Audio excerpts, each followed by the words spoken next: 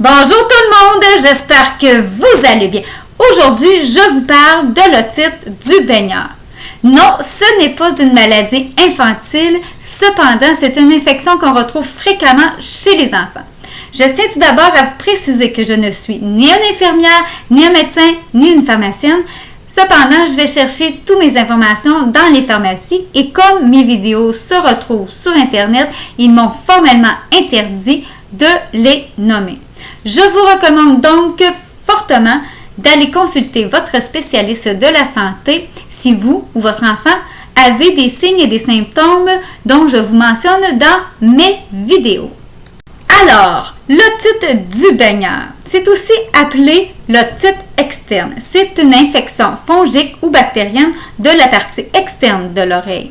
Même si c'est accompagné de grosses douleurs, c'est pas vraiment très grave. La partie externe de l'oreille, dans le fond, c'est le lobe et le conduit qui nous mène jusqu'au tympan. Quels sont les symptômes? Tout d'abord, évidemment, une douleur à l'oreille qui s'accompagne de démangeaisons dans l'oreille, une sensibilité lorsqu'on tire doucement soit le lobe de l'oreille ou qu'on fait une petite pression sur le tragus, la petite peau qui se trouve juste ici. La peau de l'oreille ou sous l'oreille peut être également sensible. Au fur et à mesure que l'infection progresse, une inflammation de l'oreille s'installe et entraîne une douleur lorsqu'on bouge la tête ou on touche les oreilles. On peut observer la présence de cérumen et de débris cutanés dans le conduit auditif.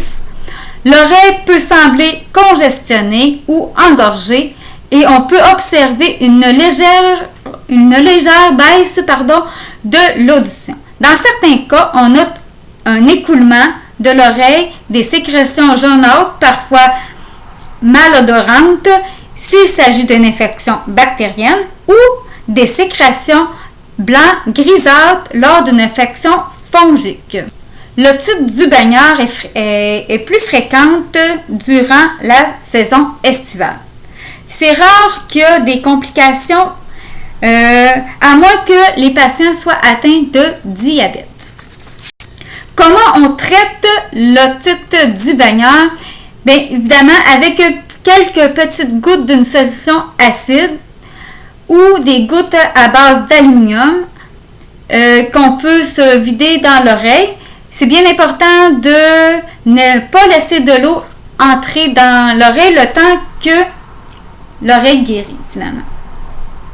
Puis attendez que l'infection soit guérie avant de reprendre des baignades ou de vous nettoyer les oreilles. Mettez des petits bouchons et pour éviter l'infiltration d'eau dans les oreilles le temps que tout guérisse.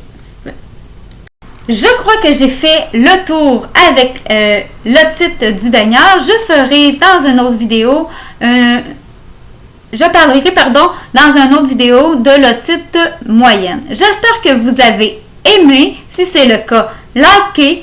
J'aimerais que vous commentiez, que vous partagiez en grand nombre et surtout, abonnez-vous. Ciao!